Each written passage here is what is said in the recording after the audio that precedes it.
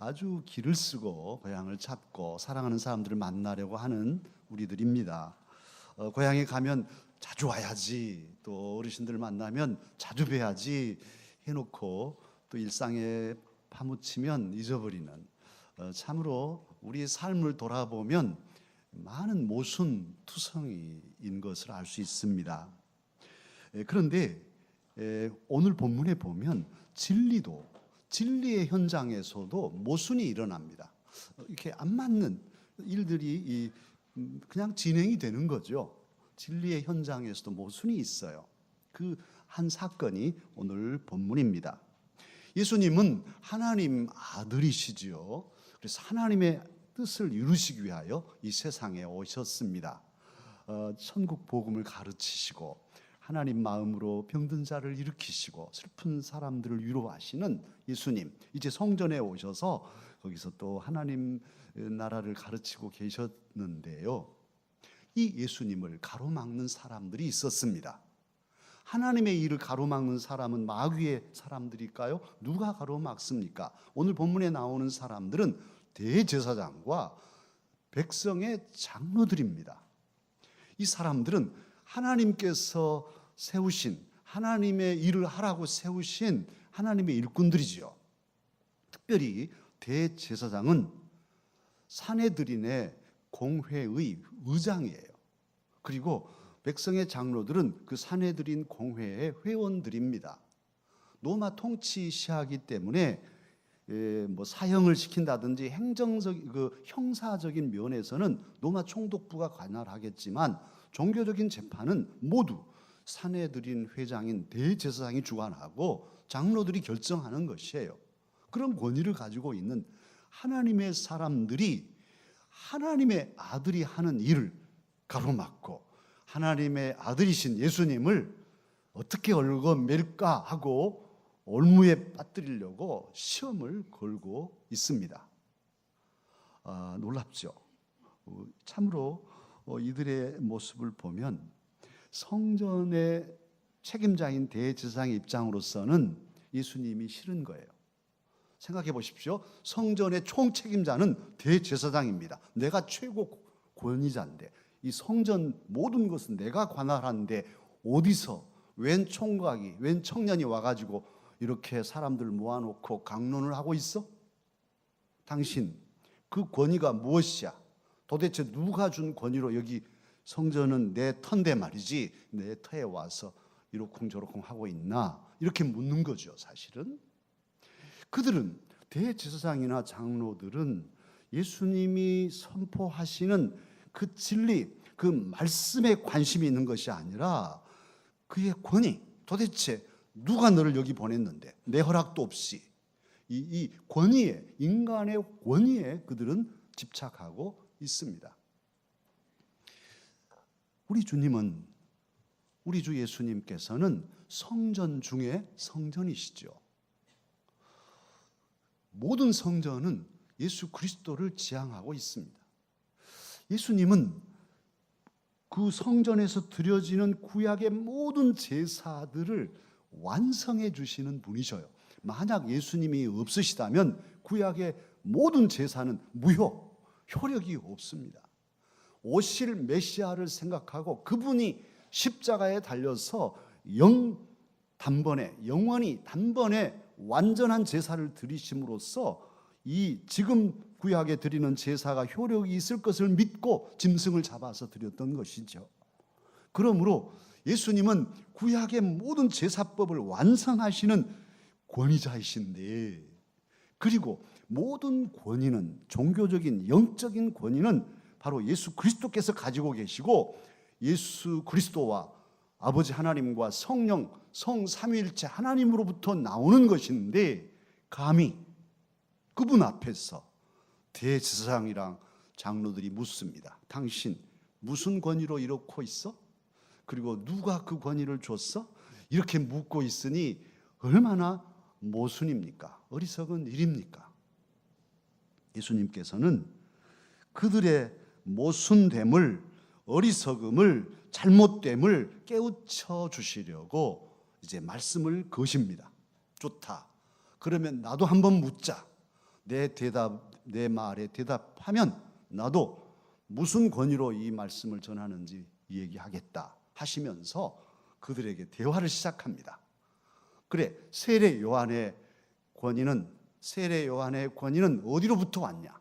하늘로부터 왔냐? 사람이 준 거냐? 도대체 어떤 거냐? 하고 묻지요. 이 사람들은 손을 놓습니다. 그러니까 세례 요한의 권위를 이 사람들이 인정 안 했거든요. 모든 백성들이 하나님께로부터 온 선지자라고 믿고 그에게 세례받고 그의 말씀을 듣고 회개할 때에도 이 대제사장과 장로들은 거부하고 인정하지 않았습니다. 광야에서 청년 한 사람이 외치는 소리를 그들은 귀기울이지 않았어요. 광야의 영적인 권위와 예루살렘, 서울, 그것도 하나뿐인 성전에 털을 내리고 대대로 내려온 이 대제사장과 장로 그룹들은 이 영적인 권위를 서로 충돌할 때 인정하지 않은 거죠. 하나님의 뜻을 찾지 않고 아버지의 뜻을 찾지 않고 이걸 정치적인 해석으로 힘의 논리로 해석하고 세례 요한을 내치는 그들이었습니다. 참으로 신앙은 삶으로 증명이 되는 것인데 직분을 가지고 그 직위와 권위에 인간적인 권위에 집착하는 이들의 모습이죠. 그러다 보니 삶은 없고 그러다 보니 참으로 하나님의 아들이 코앞에 있는데도 알아보지 못하고 그의 복음을 듣지 못하는 이런 어리석은 결과가 빚어졌습니다. 껍데기에 치중하는 모습들, 알맹이는 잃어버리고 껍데기에 집착하는 겉꾸밈에 매달리는 이런 것들이 위선이고 외식인 것이죠. 우리의 신앙도 그러기 쉬워요. 예수님께서는 그러기에 그 외식을 지적하시고 그들의 잘못을 깨우쳐서 뉘우치고 고치게 하시려고 세례 요한의 이야기를 꺼내 주셨습니다. 그리고는 그 대답이 우리가 몰라요, 알지 못합니다, 이렇게 대답하니까 나도 대답 안 하겠다 하시고 이제 거기서 그치지 않고 한 발짝 더 들어가십니다. 주님 보시면 사랑의 마음을 대제사장이라 할지라도 당신을 십자가에 못 박혀 죽일 그들이라고 할지라도 주님은 소홀히 하지 않으시고 어떻게 하든지 고치려고 하신 마음을 읽을 수 있는데요. 한 발짝 더 들어가서 28절에 그렇게 말합니다. 그러나 너희 생각에는 어떠하냐 하고 그들의 생각을 물어요. 한번 생각해 봐라 하시면서 이 얘기 하나를 싹 꺼내 놓으십니다. 그것은 뭐냐 하면 어떤 아버지가 있었는데 그 아버지에게 아들이 둘이 있었다. 그 아버지는 하나님 아버지를 말하지요. 그 하나님 아버지를 비유하고 있는데요. 맏아들에게 얘야 오늘 지금 포도원에 가서 일 좀 할래? 그러니까 아들이 아버지 그렇게 하겠습니다. 뭐 명절도 됐지만 아버지 말씀인데 안 하겠습니까? 그렇게 대답을 턱 해놓고는 가만히 생각하니까 명절인데 이게 너무하신다요. 에이 친구들하고 놀지 뭐. 그냥 가버렸어요. 아버지 말을 안 들었어요. 말은 하겠다 해놓고 아버지 마음이 얼마나 상합니까? 그래서 이제 아들이 그래도 둘이니까 다행이지 두 번째 아들한테 얘야 오늘 지금 포도원에 일 좀 해야겠다. 이 둘째 녀석은 싫어요. 첫 대답이 싫어요. 얼마나 속상합니까? 아들 둘이 있는데 자식이 왼손에.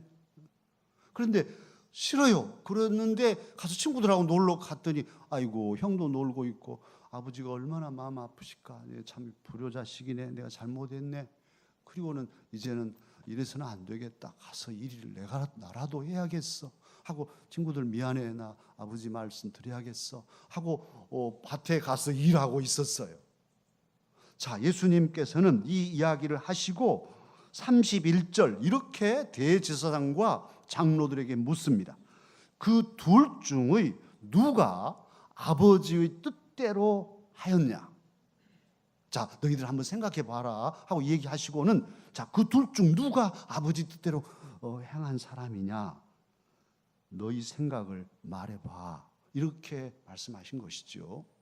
예수님은 몰라서 그러신 게 아니죠. 이렇게 그 이야기를 통해서 검토하면서 이야기를 생각하면서 자기들을 돌아보라고, 바로 너희들이 마다들 같은 사람 아닌가, 아이고 우리가 잘못했네 하고 깨닫고 뉘우치고 돌아오라고 지금 말씀을 하셨죠. 이 사람들 대답은 잘했어요. 둘째입니다. 뭐 이렇게 대답을 잘했는데요. 어떻습니까? 이 시간, 이 명절 첫들머리에 하나님께서는 우리 강서가족, 저에게도 여러분에게도 오늘 물으십니다. 한번 생각해 봐라. 아들 둘이 있는데 너희들은 어떤 아들이 아버지 뜻대로 행하는 아들 같냐? 묻고 계셔요. 그 말씀인즉슨 너희들은 이 두 아들 중에 어떤 아들에 속한가? 이걸 물으신 말씀도 되죠. 사랑하는 강서 가족 여러분, 한 아버지가 기쁨을 가지고 노년을 살려면 자녀들이 어떻게 해야 될까요? 그리고 그 맏아들도 기쁘고 둘째도 기쁘고, 아니 온 가족이 기쁘고 그 집안의 식솔들도 다 행복하고 또 마을 사람들까지 행복하려면 어떻게 해야 할까요? 매우 단순한 진리를 주님은 오늘 말씀 속에서 우리에게 말씀하십니다. 행복의 열쇠, 그 비법. 사랑하는 강사 여러분, 우리에게는 원리가 있어요. 건강한 사람의 원리, 건강하지 못하는 방법, 원리가 다 있어요. 그 원리대로만 하면 건강할 수 있고, 그 원리를 거슬리면 몸이 망가집니다. 다 알아요. 그런 것들이 있어요. 개인의 살림살이, 또 사업을 하는데 이렇게 하면 꼭 망하고 이렇게 하면 틀림없이 성공하고, 그 원리를 따라서 해야 되잖아요. 신앙생활도 이렇게 하면은 믿음이 자라고 이렇게 하면 절대로 안 자라고 10년이 지나도 똑같고, 하나님께서는요 이 천지를 지으실 때 원리로 지으셨어요. 그게 로고스, 법, 이치로 정하셨어요. 말씀이 다 로고스니까 그냥 지으신 게 아니에요. 움직여지는 거 하나가 다, 이 태양계의 모든 것들이 다 질서를 가지고 원리를 가지고 있어요. 이게 뭐 물리 법칙이기도 하고 자연 법칙이죠. 이게 하나님이 정한 원리예요. 영적인 삶에도 원리가 있어요. 이렇게 하면은 틀림없이 행복해져요.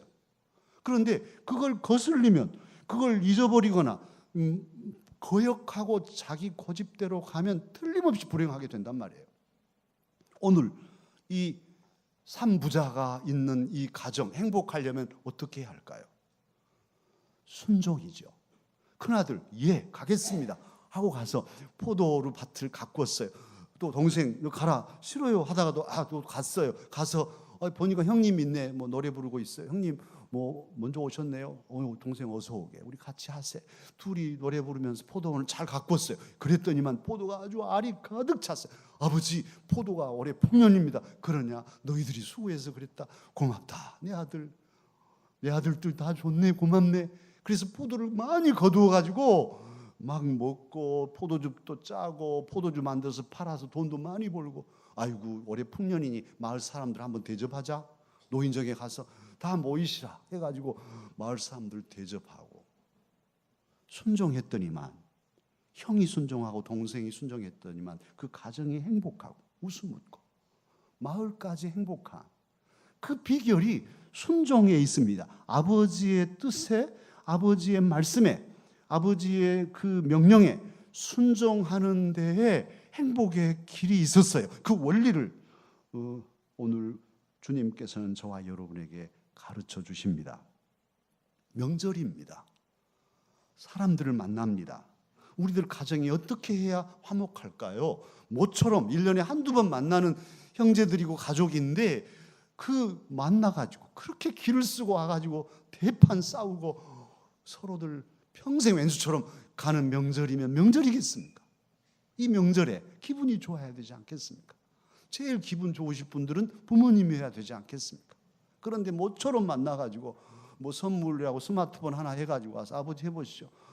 뭐 문자도 못 보내겠다. 이거 어떻게 하냐? 아니 이것도 몰라요. 이거 누가 몰라? 뭐 쥐잡듯이 막 윽박지르고 그런 선물을 뭐 하려고 하고 뭐 들려고 명절에 와서 아버지 어머니 막 윽박지르냐고요? 우리 강서 가족들은 안 하는데 저 다른 동네 사람들은 그런다고 그럽니다. 아니, 이번 명절만큼은 우리 강서 가족들이 아버지가 엉터리 같은 말을 해도, 뭐 이건 우리 아들 들으라고 그런 것 같은데 그건 아니에요.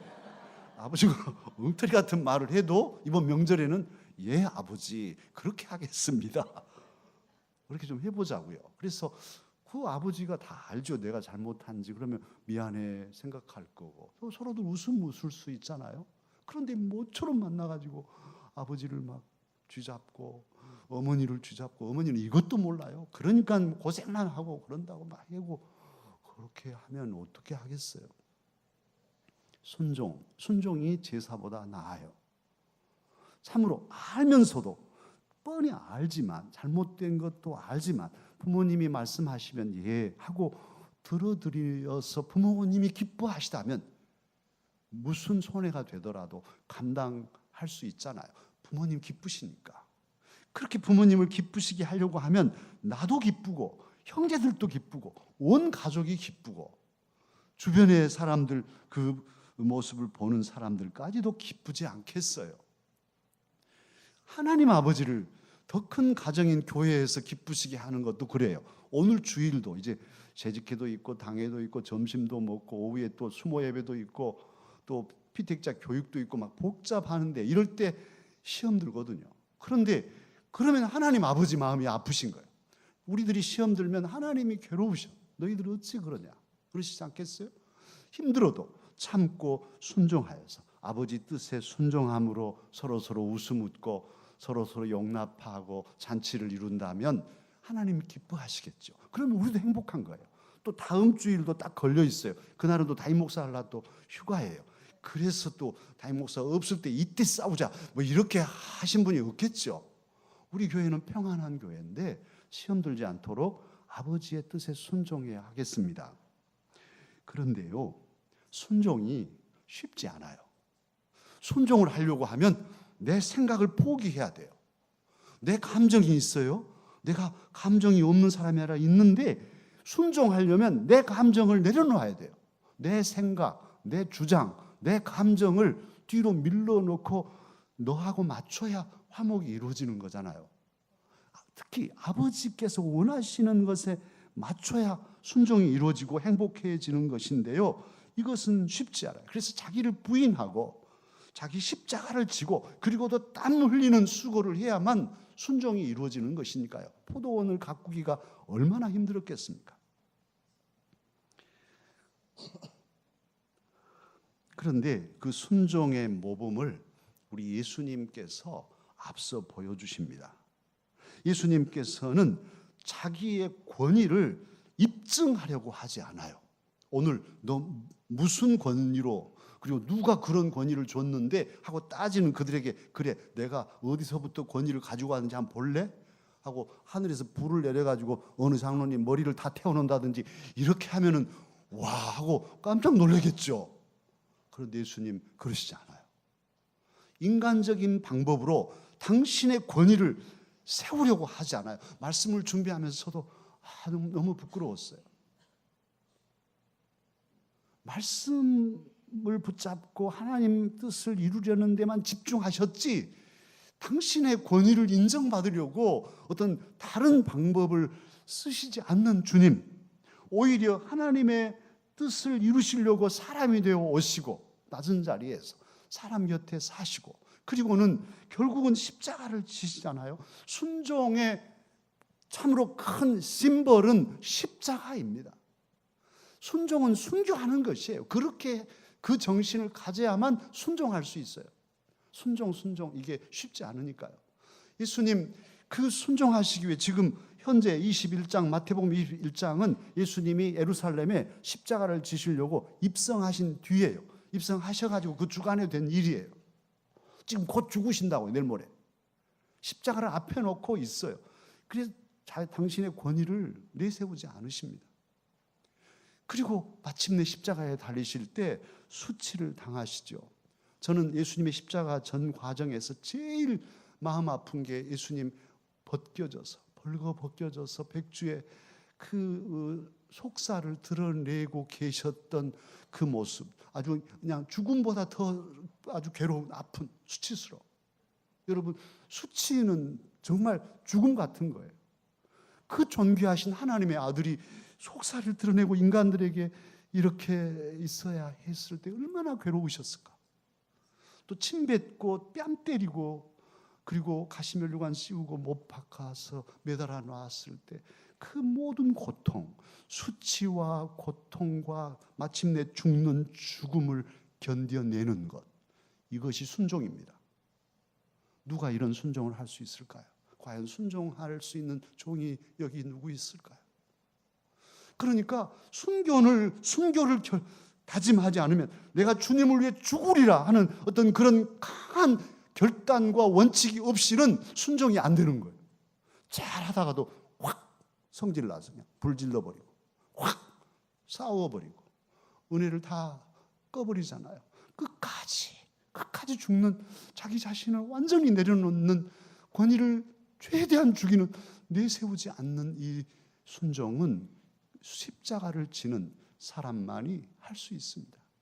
오늘 주님은 그런데 그렇게 저와 여러분이 주님처럼 순종하라고 말씀하고 계셔요. 우리 주님 보십시오. 대제사장이면 그 당시 최고 종교 지도자예요.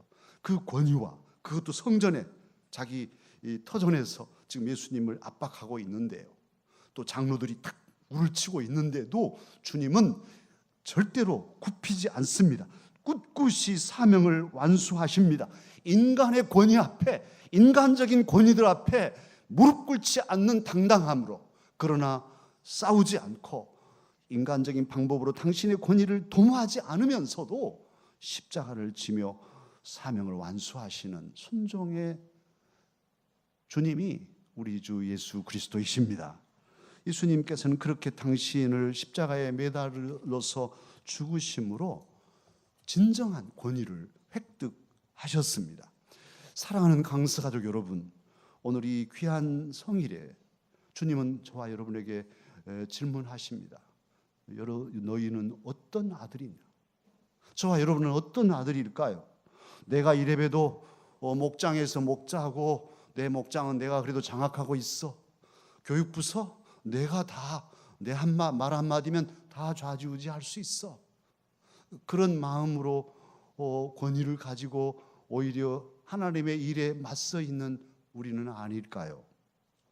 나도 하나님 일꾼이라 하면서 정작 하나님의 일을 방해하는 경우는 없는가요? 예수 그리스도의 복음 역사에 복음이 전파되고 생명이 살려지는 일에 내가 함께 순종하고 협력하지는 못할 망정, 나의 직분과 나의 어떤 권위를 가지고 그 일들을 가로막고 있는 걸림돌은 아닌가요? 예는 잘하지만 실제로 삶은 없는, 참으로 눈물을 흘리고 결단은 잘하지만 돌아가면 싹 잊어버리는 그런 우리들은 아니었나요? 체면치레만 좋아하고 주님보다 나를 높이려고 하는데 앞선 우리는 아니었는지요? 우리 주님께서는 저와 여러분이 그런 아들이 아니라 순종하는 하나님의 사람 되기를 원하십니다. 아버지의 뜻을 따라 살기를 원하십니다. 그러면 오늘 아버지의 뜻은 무엇일까요? 오늘 32절에 아버지의 뜻이 내포되어 있습니다. 세리와 창녀는 믿었으며 너희는 이것을 보고도 끝내 마침내 뉘우쳐 믿지 아니하였도다. 이렇게 주님이 지적하시죠. 이 말을 뒤집으면 주님께서 그들에게 원하신 아버지의 뜻이 두 가지임을 알 수 있어요. 대제사장과 장로들은 끝내 뉘우치지 않았고 믿지 않았다는 거예요. 그러니까 뒤집으면 뉘우쳐서 믿는 것, 이것이 아버지의 뜻입니다. 말씀을 듣고 깨닫고 이것이 잘못했네, 내가 이렇게 잘못했구만, 정말 죄송합니다 하고 잘못을 아파하면서 고백하고 뉘우쳐서 회개하는 이 돌아섬이 있어야 되고, 자기의 허물을 성찰하고 자기를 객관화시켜서 살필 줄 아는 눈이 있어야 되고 그 귀가 있어야 되며, 그렇게 깨달았을 때는 거기서 멈추지 않고 정말 소스라쳐 깨어나서 하나님 앞에 무릎 꿇고 용서를 비는, 회개하는 이 작업이 첫 번째로 아버지의 뜻이란 말이에요. 세리와 창기들은 회개했다는 거예요. 대제사장과 장로들은 자기 잘못을 모르니까, 내가 뭔 잘못했어? 내가 그래도 대제사장인데, 그냥 있는 거예요. 아무 잘못이 없대요. 회개하지 않는 사람들이었어요. 두 번째는 믿는 것이에요. 믿는다는 것은 예수님을, 구주를 인격적으로 내 삶에 영접하는 것이잖아요. 그리고 그 주님을 모시고 예수님을 닮아 살려고 애를 쓰는, 말에나 행동에나 생각까지도 언행 심사를 예수님 닮기 위해서 결단하고 하루하루라도 한 발짝이라도 주님 더 닮기 위해서, 아니 한 발짝이 안 되면 반 발짝이라도, 아니 반 발짝도 안 되면 반의 반 발짝이라도 예수님 닮은 말을 하고 예수님 닮은 생각을 하고 예수님 닮은 행동을 하려고 애를 쓰는 예씀이, 그게 믿음이잖아요. 믿습니다 하면 끝나는 게 아니라, 그 믿음은 예수님을 모신 것이고 그 주님을 닮기 위해서 매일매일 자기 옷깃을 여미고, 정말 어제보다 오늘이, 오늘보다 내일이 더 주님 닮은 사람으로 서기 위해서 그 인격과 성품이 닮아지는, 주님 닮은 아름다운 사람이 되기를 주님은 원하시고 아버지의 뜻을 밝히셨어요. 두 가지, 뉘우치고 믿는 것. 오늘 세리와 창기들은 그렇게 아버지의 뜻에 순종하고 회개하고 믿음으로 구원을 받았습니다. 둘째 아들이 되었습니다. 그러나 사랑하는 강사가 여러분, 여기서 우리는 생각할 바가 있습니다. 그래, 가겠습니다 하고 안 간 아들과 싫어요 하고 간 아들, 둘 다 사실은 문제잖아요. 이런 아들은 없을까요? 얘야, 오늘 포도원에 가서 일 좀 해라. 예, 가겠습니다 하고 진짜로 간 아들. 세 번째 아들은 없을까요? 오늘 저와 여러분 중에 세 번째 아들, 예, 가겠습니다 하고 순종하는 아들은 누구일까요? 우리 예수님은 그렇게 순종하는 아들로 예 하고 사람 되어 오시고 예 하고 십자가를 지고 죽기까지 하셨습니다. 그리고 그분을 저와 여러분은 주님이라고 부르며 그분의 사람으로, 그리스도의 사람으로, 그리스도인으로 살고 있습니다. 그러기에 이 시간 우리도 예수님처럼 그리스도를 닮은 제자로서 우리도 이해하고 순종해야 하지 않겠습니까? 부모님을 솔대하는 사람, 부모님 말을 결코 듣지 않습니다. 아버지 어머니를 우습게 여기는 사람은 아버지가 별말을 해도 안 듣는 거죠.